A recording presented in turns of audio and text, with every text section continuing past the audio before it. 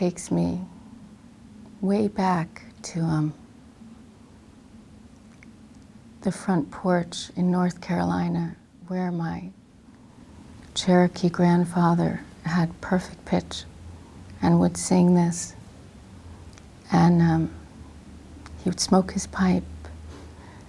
And no matter what was happening around you or in the world, when he would sing, everything was going to be okay in that moment. It's a religious song. You come from a very religious family. What does religion mean in your or for your music right now? Well, I think that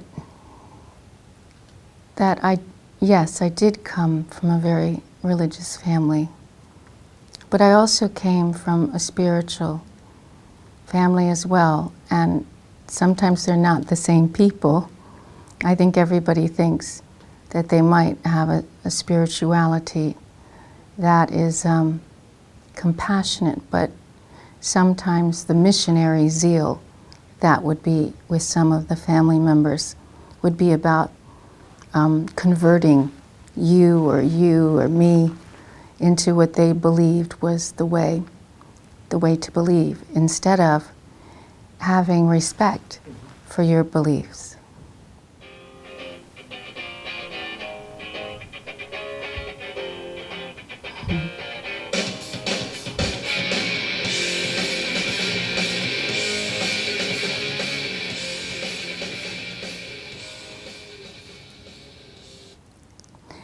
I remember when Kurt died, and I was in Germany, in Berlin, and it seemed as if the impact of his death and his passing was felt all over the world.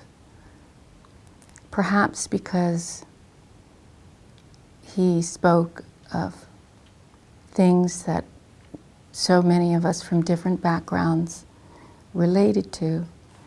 And when he died, it seemed as if that was the day that the music died, for many people. And when we went to Ireland, I had sung the piece I sang in Berlin, which was American Pie, the day the music died, and Teen Spirit together. And I don't know, a few thousand Irish people started singing in perfect pitch. This with me, along with me. And I felt I've never experienced anything quite like that.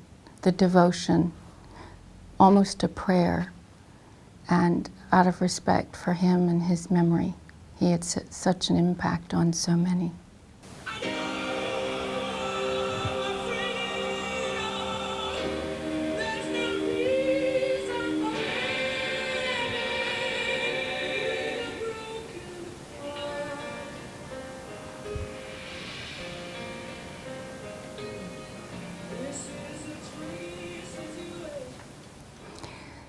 You know, when you think about some of the great performers of all time, Freddie has to be one of those. It's almost as if he had a supercharged battery on his heart, and he was able to express his deepest emotions. The fact that he was gay, the fact that so many heterosexual people, tough guys, would go to a Queen concert always just thrilled me, because I do think he broke down a lot of doors to the idea of what a gay person is like, and he really refuted that with taking metal to another level with such deep emotion. I think he lived a very full life and left such a huge impact on all of us. And his music, the fact that people are playing it today, singing it today, relating to it today. I mean, he's become immortal. When morning comes to Morgantown, the merchants roll their awnings down. The milk trucks make their morning rounds in Morgantown. think studying her work since I was little and loving it, but also having a great passion for some of the heavier male writers that were able to, it seemed, just harness this 220 voltage of passion. I thought there is a way to tell stories and write and combine the two. And she was a great teacher. Her work was a great teacher and still is to me.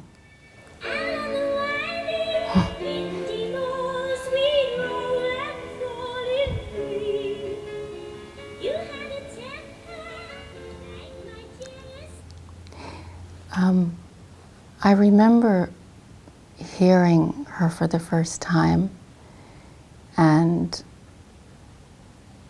I had been told when I would play clubs, bars in Washington, people would bring her name up to me, and I didn't have her records, and in America she didn't have the impact that she had in Europe and in Britain.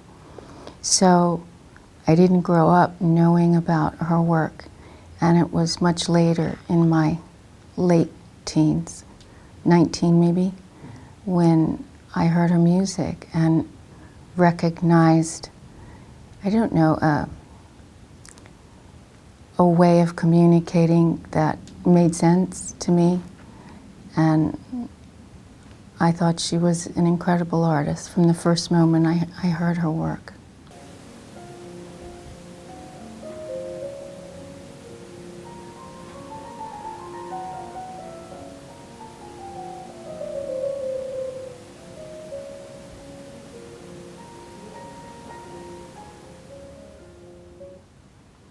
When I first heard it, I knew that it had an important story within Night of Hunters, that it needed to be there, but I was distracted by this performance, by this form of it.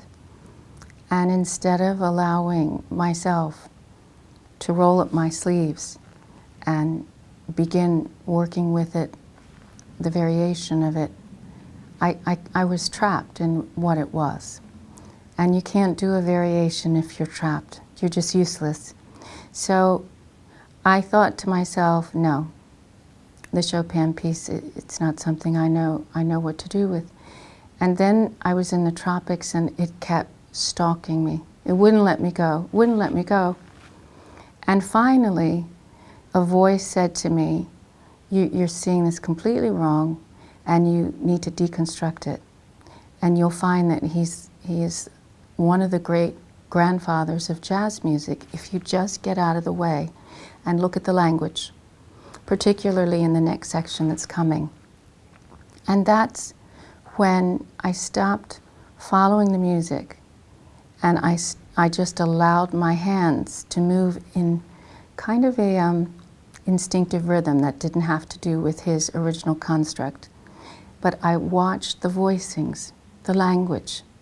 And really, it was, my goodness, 50 years before I heard those voicings in jazz that would come later, the combinations. And I thought, I've been stylistically hypnotized, and I have to get out of that. And then the world opened to me, and how brilliant his mind was, and what an original thinker Chopin was.